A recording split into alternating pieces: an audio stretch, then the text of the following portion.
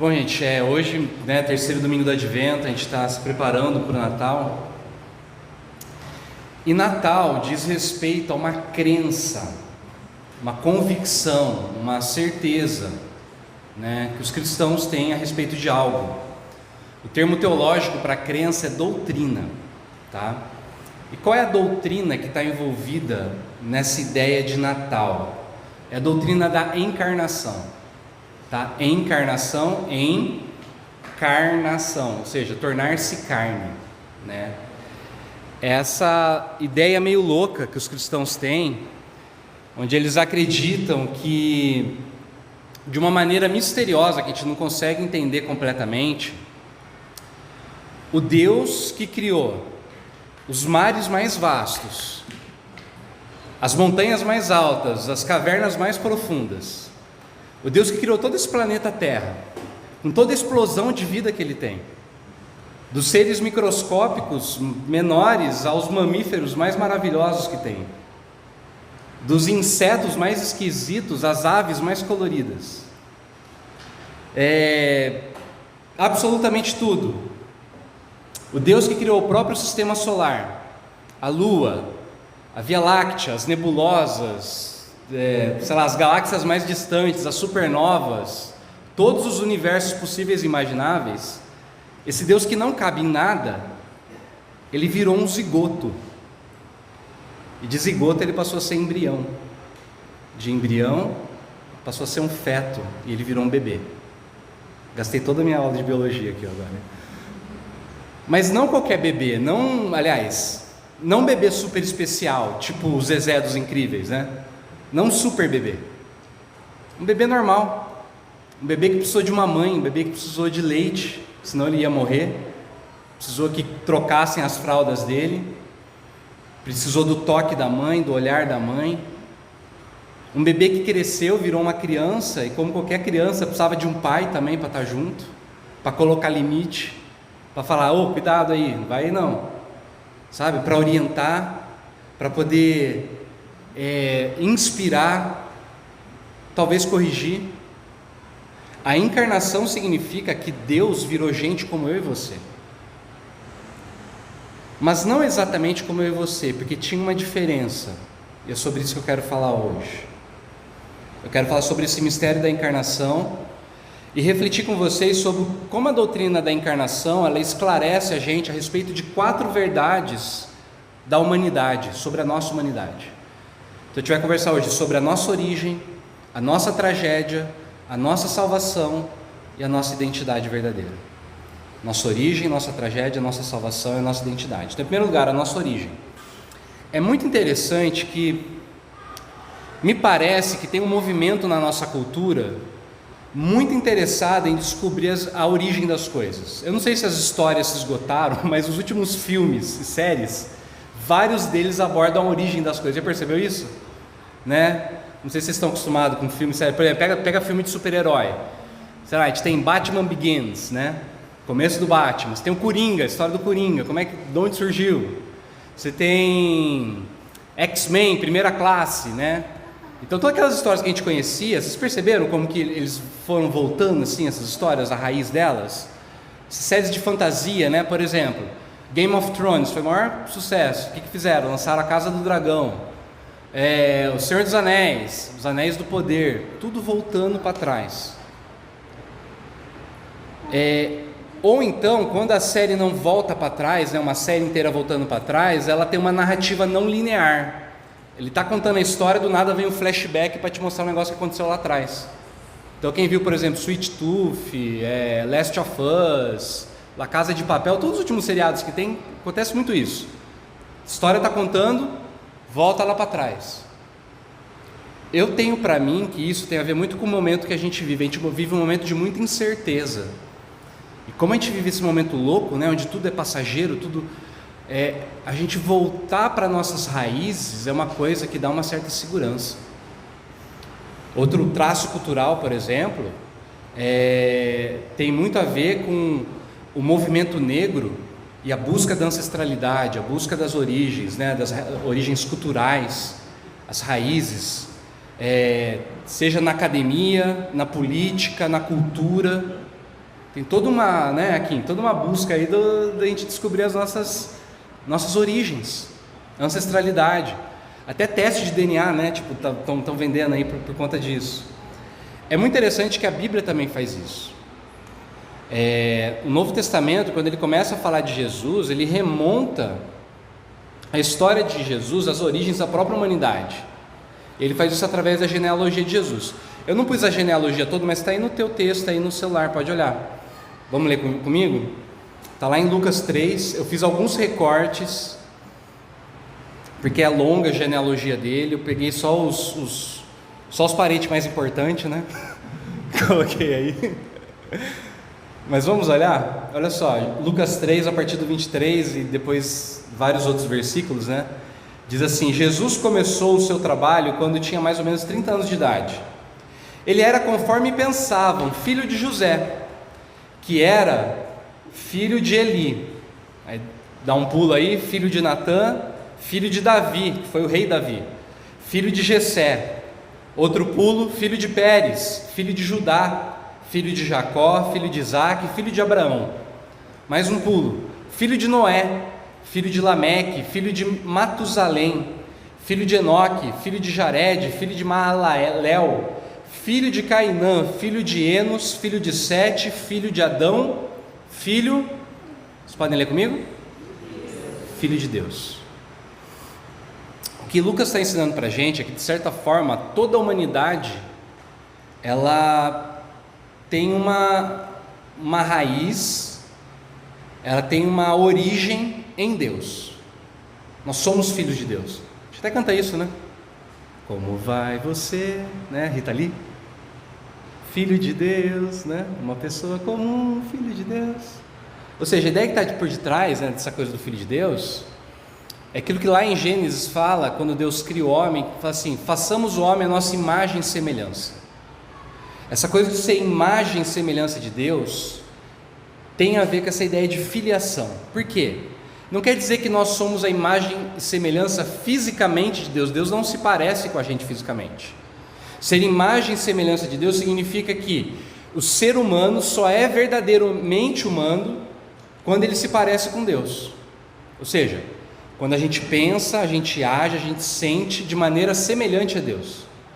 É como um filho ou uma filha que não apenas se parece fisicamente com o pai, mas que imita o jeito do pai, falar, pensar, agir, o jeito da mãe, né? Porque o filho carrega isso, né? Já perceberam? Às vezes um jeito de olhar da criança, um jeito de andar, de sorrir. Quem vê o João Francisco andando e vê eu andando, fala que a gente é igualzinho, né? A Fer aqui, tipo, o trejeito, sei lá, de ficar parado, né? O tom de voz às vezes. Ou seja, dito de outra forma, nós só somos verdadeiramente misericordiosos, justos. Aliás, quando nós somos misericordiosos, justos, generosos, santos, bons, altruístas, humildes, movidos pelo amor, nesse momento nós somos verdadeiramente humanos. Porque a humanidade não está na gente, ela é um reflexo daquilo que Deus é. Essas são características de Deus: bondade, humildade, amor, generosidade.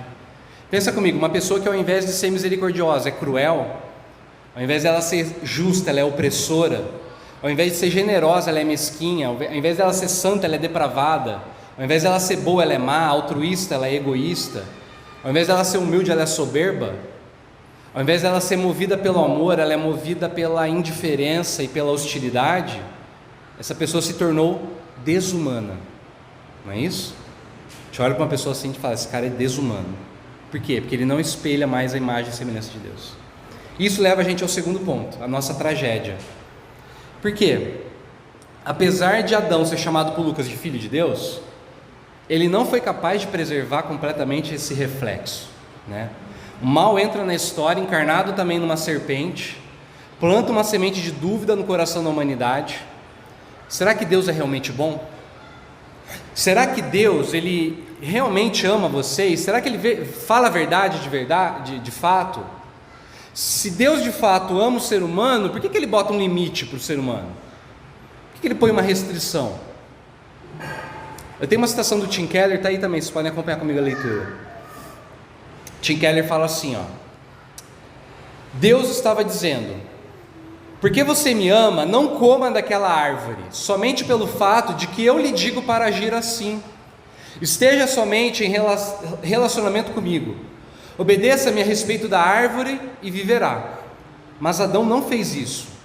Ele e Eva não passaram no teste. Toda a raça humana tem fracassado nesse mesmo teste desde então.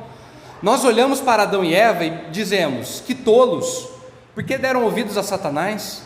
Contudo, sabemos que ainda temos a mentira de Satanás em nosso coração, pois temos medo de confiar em Deus, de confiar em qualquer um, na verdade. Ou seja, desde que o Adão está falando, o que o Tim Keller está falando assim, desde que Adão e Eva, nossos primeiros pais, eles não confiaram em Deus, essa imagem ficou borrada, ela ficou desfocada, ela ficou distorcida. É como um reflexo no espelho que gera formas estranhas. Então tenta me acompanhar nessa metáfora aqui, ó. Na melhor das hipóteses, quando o reflexo ele ainda lembra algo original do Criador, tipo atos de amor, de bondade, de justiça, a gente vê por aí, não vê? Só que na melhor das hipóteses é uma caricatura. Sabe o que é uma caricatura? É quando você pega uma parte, né, do todo e você, né, você aumenta o nariz, aumenta uma orelha, né, você pega e tipo, distorce o negócio. Então na melhor das hipóteses, a nossa justiça, a nossa bondade, ela é uma caricatura de Deus. Por exemplo, pega uma pessoa progressista, tá? A pessoa progressista, ela vai defender o quê? A igualdade, a justiça, a defesa da vida, do meio ambiente, a liberdade dos indivíduos. Tudo isso são coisas boas, não são?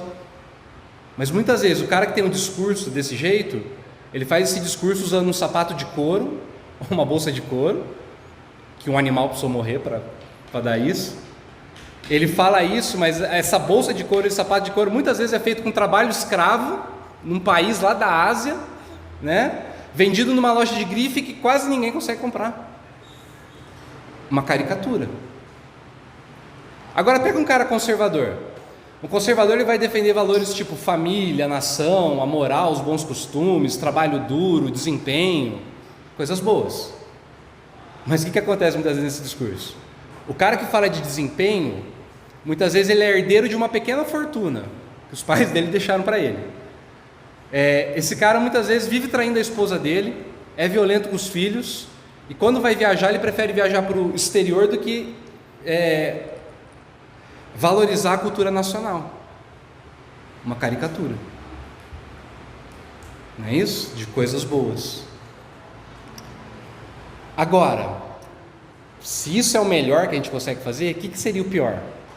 Na pior das hipóteses, essa imagem refletida no espelho, ela é tão grotesca, ela é tão horrível, tão monstruosa, que não parece mais uma pessoa. Lembra do Apocalipse, né? Gente, a gente tem um Spotify da nossa igreja, eu preguei sobre Apocalipse exatamente isso.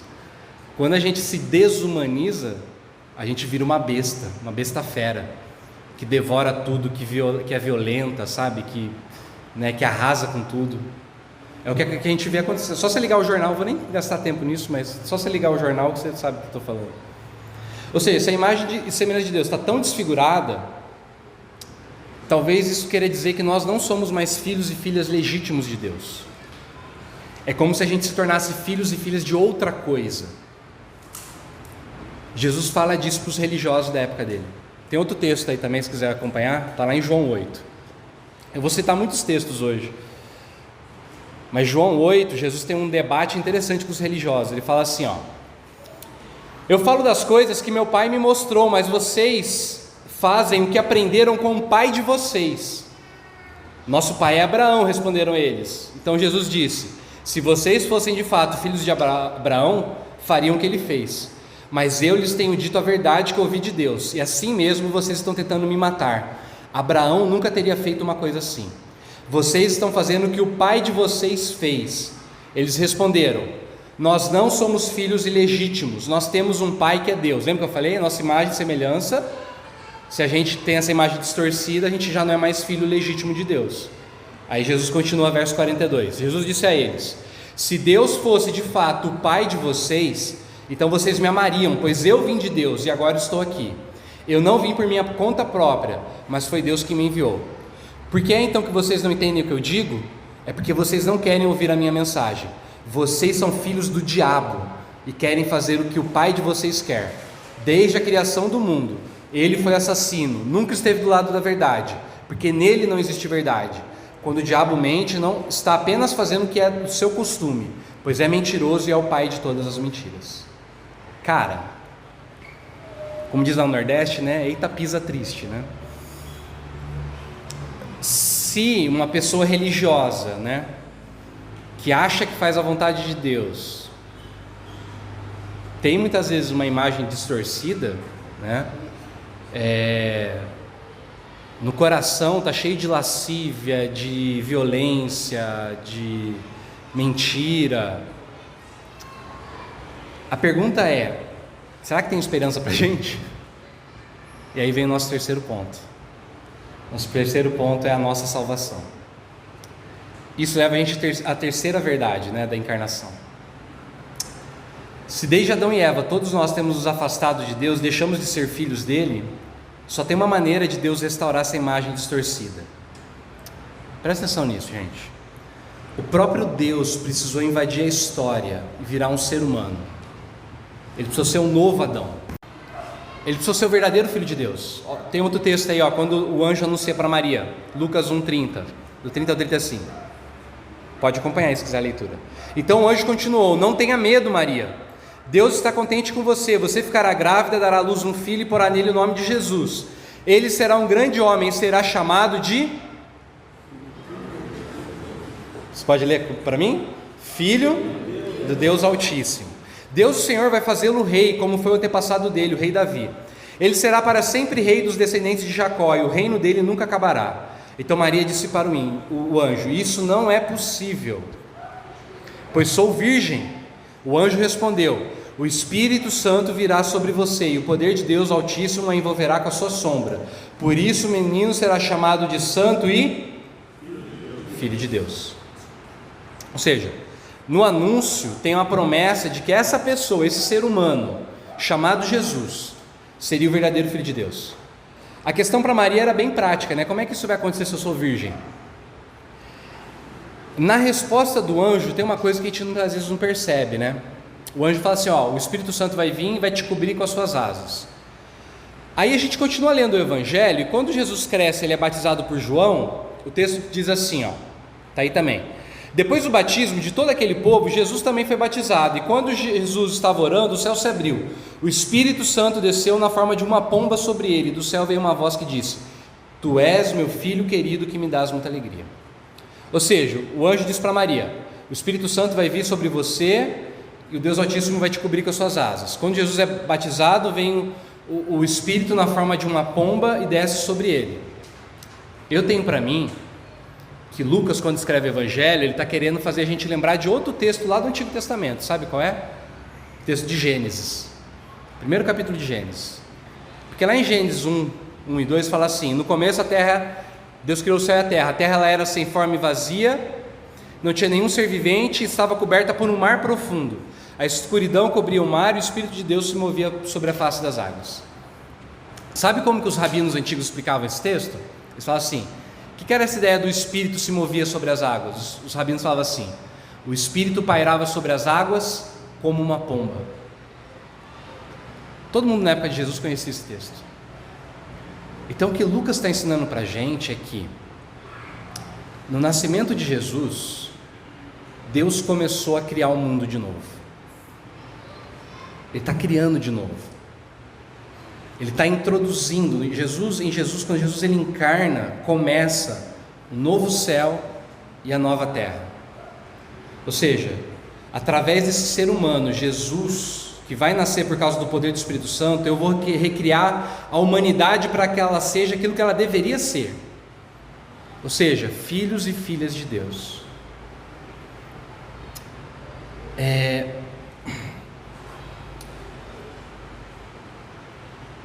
Lembra que eu falei do Tim Keller citando Adão, né? Quando ele fala assim: o que Deus falou para Adão? Falou assim: me obedeça quanto à árvore e você viverá. Não é isso?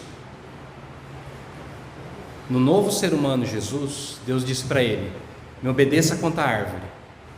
Só que agora a árvore é numa cruz, e você morrerá. E mesmo assim ele obedeceu. É por isso que em Jesus a gente vira filho e filha de Deus, porque ele obedeceu Deus de um jeito que eu e você a gente não consegue obedecer, e ele morre uma morte no nosso lugar, para que a gente possa receber essa vida que é dele. Por causa daquilo que ele fez, a gente pode ter então a convicção e a certeza de que nós nos tornamos filhos e filhas de Deus. João vai falar isso no evangelho dele, ó.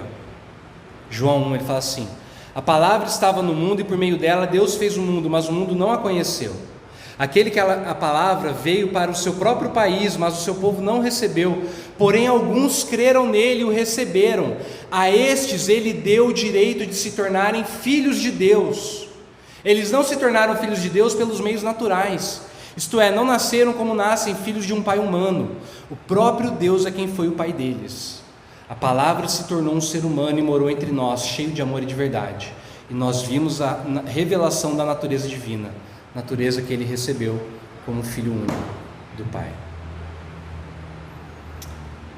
De onde vem a nossa salvação? Vem da nova criação que começa na encarnação de Jesus. Porque ele obedece, porque ele vive a vida que a gente deveria viver, a gente se torna filho de Deus à medida que a gente confia nele, à medida que a gente vive por ele, né? Qual que é a implicação disso? Esse é meu quarto ponto, tá bom? Para acabar. Se em Jesus a gente vira de novo filho e filha de Deus, a pergunta é: o que é um ser humano de verdade?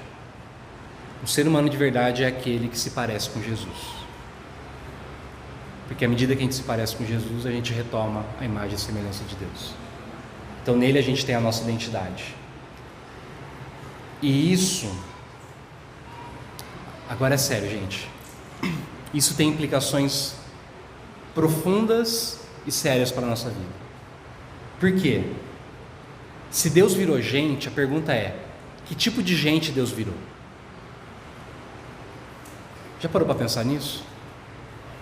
Porque ele poderia virar gente, poderia, por exemplo, nascer no palácio do Império Romano, não poderia? Que era o lugar mais poderoso da época. Mas onde que ele nasceu? Numa manjedoura. Ou seja, a pergunta é: que tipo de gente Deus escolheu ser? Que tipo de gente Deus acolheu em Jesus? Que tipo de pessoas Jesus incomodou e ele brigou? Que tipo de pessoas que Jesus abraçou, acolheu? Que tipo de pessoas, aliás, que tipo de coisas que alegraram Jesus? Que tipo de coisas que entristeceram Jesus? Com que coisas que ele ficou bravo, irado? O que ele valorizou? O que ele elogiou? O que ele reconheceu? Por isso que Paulo, refletindo sobre isso mais tarde, né, Paulo no caminho com Jesus, ele falou assim: tenham em vocês o mesmo sentimento que Jesus teve. Porque, embora ele fosse Deus, ele não julgou como uma usurpação ou como um direito, que uma coisa que ele deveria ficar apegado, o direito de ser igual a Deus. Ele se esvaziou e ele virou gente. E sendo gente, ele foi servo, ele serviu a todo mundo. E sendo servo, ele foi obediente a Deus, foi obediente até a morte, não qualquer morte, a morte de cruz. Ou seja, eu quero ler essa última citação do Tim Keller. Ele fala assim, ó: visto que Jesus foi o rei que se tornou servo, vemos uma inversão de valores em sua administração do reino. No reino de Jesus, os pobres, os sofridos e os perseguidos estão acima dos ricos, reconhecidos e satisfeitos. Os primeiros serão os últimos. Por que seria assim? Essa inversão é uma forma de imitar o padrão da salvação de Cristo, Filipenses 2, que eu citei agora. Embora Jesus fosse rico, ele se tornou pobre. Embora fosse rei, serviu. Embora fosse o mais importante, fez-se servo de todos. Jesus triunfou sobre o pecado não pelo poder, mas pelo serviço sacrificial. Ele venceu ao perder tudo. Isso é totalmente oposto à maneira de pensar do mundo, a qual valoriza o poder, o reconhecimento, a riqueza e o status. O Evangelho então cria um novo tipo de comunidade, olha aqui, ó, eu e você, que serve com pessoas que vivem de um modo completamente incomum como seres humanos. Superioridade racial e social, acúmulo de dinheiro e poder à custa dos outros, anseio por reconhecimento e popularidade, tudo isso são marcas da vida do mundo e representam o oposto da mentalidade do Evangelho. Ou seja, talvez porque a gente pensa muito pouco na encarnação de Cristo, eu e você, a gente centra a nossa vida nas coisas erradas. O que a gente busca? A gente busca poder, riqueza, reconhecimento, status, conforto. A gente foge de servir os outros, de se sacrificar pelos outros. Agora, o Deus que a gente celebra no Natal é o Deus que se esvaziou e serviu. E com isso ele cria uma comunidade completamente incomum. Sabe quando que a gente ganhou esse nome de cristão? Sabe o que quer dizer cristão? Cristão é um pequeno Cristo, ou seja, é a imagem de Cristo. Quem olhava para os primeiros discípulos de Jesus enxergava Jesus neles. O desafio é a gente se tornar essa comunidade crística, que as pessoas olham e falam assim: cara, por que vocês fazem isso? Por que vocês vivem desse jeito? Por que você está me ajudando assim? E aí você pode dizer: é por causa de Jesus. Ou seja, à medida que a gente, quanto comunidade, a gente serve como Jesus, a gente ora como Jesus, a gente ama como Jesus, a gente se sacrifica como Jesus, a gente acolhe como Jesus, a gente se torna de novo filhos e filhas de Deus. Minha oração é para que nesse Natal você possa ressignificar a tua vida à luz da encarnação, para você virar gente de novo, para você virar um filho e uma filha de Deus.